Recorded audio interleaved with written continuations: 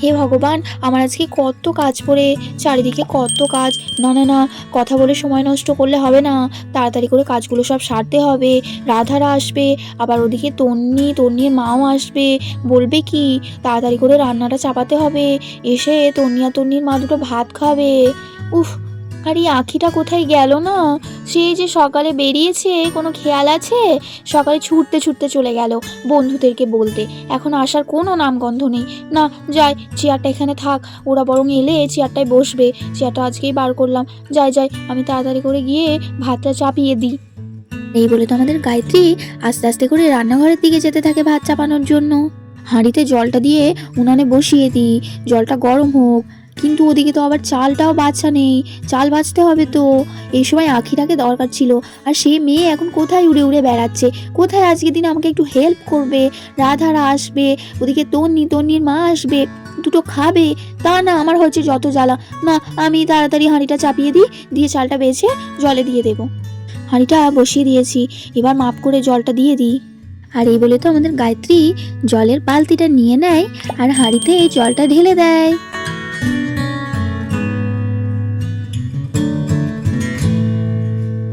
এই তো জলটা বসিয়ে দিয়েছি, জলটা বরং একটু গরম হোক, ততক্ষণ আমি চটপট চালটা বেছে নিই, দিয়ে হাঁড়িতে দিয়ে দেবো ভালো করে ধুয়ে। হে ভগবান, আজকে চালে তো মনে হচ্ছে ভালোই কাঁকড় আছে, কালো চাল আছে। উফ, যেদিন আমি বেশি তাড়াহুড়ো করব সেদিনই আমার কপালে যত কাজ জোটে। না, তাড়াতাড়ি করে বেছে নিই, আমাকেই তো বাঁচতে হবে। আখি তো নেই, ওই মেয়ে খুব বদ, আসুক না বাড়ি, তারপরে দেখাচ্ছি মজা। বলতে বলতে গায়ত্রী তো চাল বাছতে শুরু করে দেয়, আর ঠিক একটু পরেই চলে আসে আমাদের আখি। আরে বাবা, মা তো দেখছি চাল বাঁচতে বাঁচতে আমার কথাই বলছে, মনে হচ্ছে আমার উপরে ভীষণ রেগে গেছে। সত্যি আমি তো অনেক সকালে বেরিয়ে গেছি, এত দেরি করে আসলাম।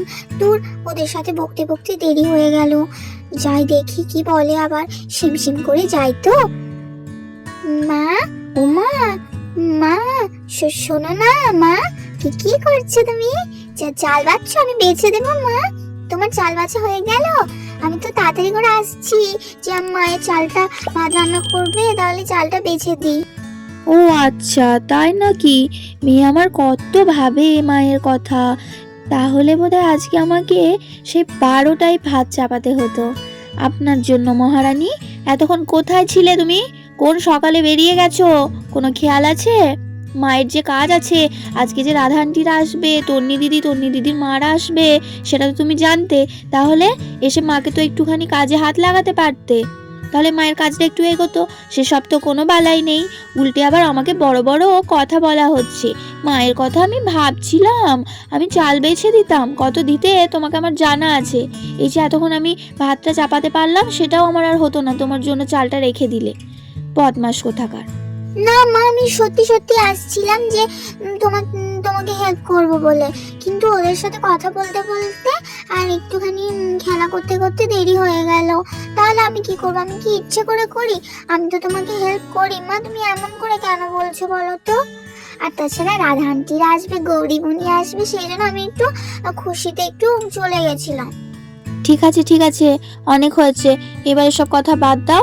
এতই যখন মায়ের কাজ করার ইচ্ছা, তখন ওই শ্যামলীকে একটুখানি ওই চারা খাইয়ে দাও গা। দাঁড়িয়ে দাঁড়িয়ে শ্যামলী অনেকক্ষণ থেকে খায়নি, খিদে পেয়েছে, ওকে একটু চারা খাইয়ে এসো। ওইটুকু হেল্প আমায় করো, তাহলেই হবে।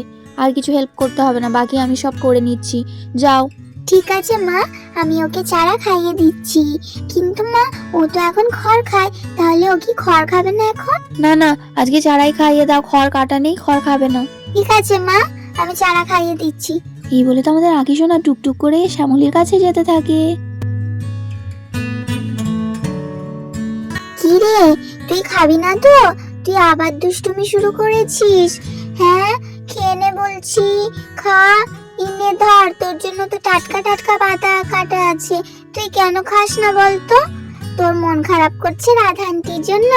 তুই চিন্তা করিস না, আজকে কিন্তু রাধা আন্টিরা চলে আসছে, সেই জন্যই বলছি খেয়ে নে। কিন্তু না খেয়ে দুষ্টুমি করলে না, আমি কিন্তু রাধা আন্টিকে আজকে সব বলে দেব শ্যামলী এরকম এরকম দুষ্টুমি করেছে। তখন দেখবি রাধা আন্টি খুব বকবে তোকে। খেয়ে নে কিন্তু, নে নে, খা খা, তোর জন্য দেখ কত সুন্দর সবুজ সবুজ কচি কচি পাতা এনেছি, খেয়ে নে। কিরে খা, খা বলছি। আর এইভাবে তো আমাদের আঁখি শ্যামলীর সাথে কথা বলতে বলতে শ্যামলীকে পাতা খাওয়াতে থাকে। আর এইভাবে বেশ কিছুটা সময় কেটে যায়। ওদিকে তো অনেকটা বেলা গড়িয়ে যায়। আর ওদিকে গায়ত্রীর ভাত ছেড়ে তরকারি হতে শুরু করে। আর এদিকে ঠিক সেই সময়তে তো আমাদের তন্নি আর তন্নির মা এসে হাজির হয়। উফ, ফাইনালি আসলাম। বাবা, কত ভারী ব্যাগটা, আমি আর বইতে পারছি না, ভালো লাগে না। এর থেকে তো আমি ভাইকেই নিয়ে নিতাম, তাহলে আমাকে এত কষ্ট করতে হতো না। এই বকিস না তো, চল। এই তো এইটুকু ব্যাগটা নিয়ে আসলি, তার জন্য এত ক্যাটক্যাট করে কথা শোনাস না। আমার কোলে নেহার ছেলেটা আছে, না হলে আমিই নিতাম। ভারী লাগলো তাই তো বললাম। ঠিক আছে বাবা, ভুল হয়ে গেছে, চলো। কি গো গায়ত্রী, চলে আসলাম, কেমন আছো বলো? ও মা, দিদি সে তো ভালোই, সকাল সকাল এসে গেছো। চলো চলো চলো, আমি না খেয়াল করিনি, এক মনে রান্না করছিলাম তো। হ্যাঁ হ্যাঁ, সে ঠিক আছে, সে আমি বুঝতেই পেরেছি। হ্যাঁ হ্যাঁ, চলো চলো চলো, বসবে চলো। ছেলে নিয়ে ব্যাগ নিয়ে মেয়েটার মুখটা আমার লাল হয়ে গিয়েছে। চলো চলো, বসবে চলো। কি গো, ও বাবু সোনাটা, কই দেখি দেখি দেখি। হ্যাঁ, কত বড় হয়েছে দেখি। ও মা, তুমি তো সেই ছোট্টি পাড়ায় আছো, একটুও বড় হলে না তুমি। হ্যাঁ, কই এসো, মা অনেকক্ষণ কোলে নিয়ে আছে, আমার কোলে একবার এসো দেখি। হ্যাঁ, দুষ্টু ছেলেটা। আর মেয়েটার মুখটা লাল হয়ে গিয়েছে। ও মা, তন্নি তুমি ওরকম ভাবে দাঁড়িয়ে আছো কেন নিচে? এসো, ওপর দিয়ে এসো, বসবে এসো। না না, ঠিক আছে আন্টি। আন্টি, বলছিলাম যে আখি বনু কোথায়? আখি বনুকে দেখতে পাচ্ছি না। ও তাই ভাবি, মেয়েটা উঠে বসছে না কেন? আখি বনু ওই তো ওইদিকে আছে, দেখো, ওই গরুকে খাবার দিচ্ছে। এই আখি, এদিকে আয় একবার, দেখ কে এসেছে। না না গায়ত্রী আন্টি, আখি বনুকে ডাকতে হবে না, আমিই যাচ্ছি ওখানে। আমিও যাই, ওর সাথে গরুকে একটু চারা খাওয়াই। আচ্ছা তাই যাও, ওটা তো রাধা আন্টির গরু, খুব ঠান্ডা। হ্যাঁ আন্টি, এই তো যাই। এই বলে তো আমাদের তন্নি সোনা আস্তে আস্তে আঁখির কাছে চলে যায়। কি গো বাবু সোনাটা, ও বাবু সোনাটা, এটা কার বাড়ি এসেছো? আমাকে চিনতে পেরেছো তুমি? হ্যাঁ, কই রে, কই কই কই কই কই? ধর তোরে, ধর ধর ধর ধর ধর ধর ধর। এ রে, আমাদের বাবু সোনাটা কবে বড় হবে গো? হ্যাঁ, বড় হয়ে দিদিদের সাথে, তারপরে ওই ওই আর একটা দিদি আসবে, সেই দিদির সাথে কবে খেলবে? হ্যাঁ, ও বাবু সোনাটা, তোমার রাধা মামিমা কই? রাধা মামিমা তো আজকে আসছে, বাবু সোনাকে কোলে নিয়ে খুব আদর করবে। হ্যাঁ, দিয়ে রাধা এই কদিন আগেই ফোন করেছিল জানো, বলল যে যাচ্ছি।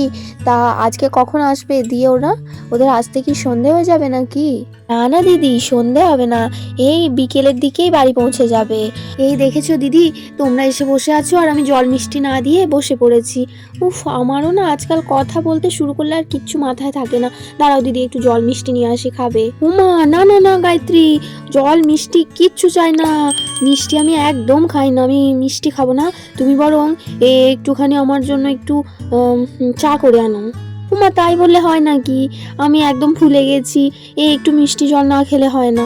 ওমা গায়ত্রী, তোমার খাবার চিন্তা তো, তোমার বাড়িতে তো আমি কদিন থাকছি, দেখো না কেন সব ভাত মুড়ি কত কি খাই। এখন আমি মিষ্টি কিচ্ছু খাবো না, তুমি বরং একটু চাই করে নিয়ে আসো, আর এই গরম গরম ভাত খাবো তোমার বাড়িতে। হ্যাঁ, সে তো ভালোই লাগবে আমার, আমি তো ভাত তরকারি সমস্ত কিছু তাড়াতাড়ি করে বানিয়ে রেখেছি তোমরা এসে খাবে বলে।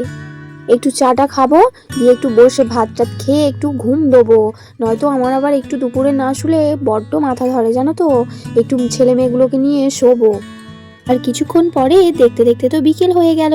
আরে কি, এদিকে চেয়ারে বসে গায়ত্রী ঘুমাচ্ছে, ওদিকে খাটের উপরে রাধার ননদ তন্নি আঁখি ভাই সবাই শুয়ে আছে। আর ঠিক সেই সময়তেই তো, এ কি, এটা কে আসলো বলো তো? উমা, গৌরীকে কোলে নিয়ে তো দেখছি রাধা। আমাদের রাধা তো বেশ ফর্সা হয়ে গোলু গোলু হয়ে গেছে। উমা, চারিদিক সবাই এত চুপচাপ কেন? ও বাবা, এই যে দেখছি সবাই গভীর ঘুমে মগ্ন। হ্যাঁ, ওই দেখ গৌরী, আন্টি কিভাবে ঘুমাচ্ছে চেয়ারে বসে বসে। চল চুপি চুপি করে গিয়ে ধাপ্পা দিয়ে দিই, সবাইকে তুলে দেবো ঘুম থেকে। দিদি, এই দিদি, কিরে, ওঠ, আর কত ঘুমাবি? দেখ আমি এসে গেছি। এই দিদি, ঘুম তো ভাঙছেই না। হ্যাঁ হ্যাঁ, কে কে কে? ও মা, ও মা, গৌরী যে, উমা, এ কি রাধা, তোরা এসে গেছিস? উমা রাধা, তোকে তো আমি চিনতেই পারছি না। হ্যাঁ, তুই তো শহর থেকে গোলু গোলু হয়ে গেছিস, কি ফর্সা হয়ে গেছিস, দেখতে তো আরো সুন্দরী হয়ে গেছিস, চুলটা অন্য কালারের। আমার গৌরী মা তো সেই একই আছে দেখছি, সেই রোগা, সে টিংটিঙে পাড়া চেহারা, ফর্সাও হয়নি, বড়ও হয়নি। হ্যাঁ, মা এত সুন্দরী হয়ে গেছে। কই দেখি, উঠে দাঁড়াও দেখি, একটু বেড়েছো নাকি দেখি। দাঁড়াও, তোমার সাথে এসে পরে কথা বলছি, আগে আমার আখি দিদির সাথে দেখা করে আসি।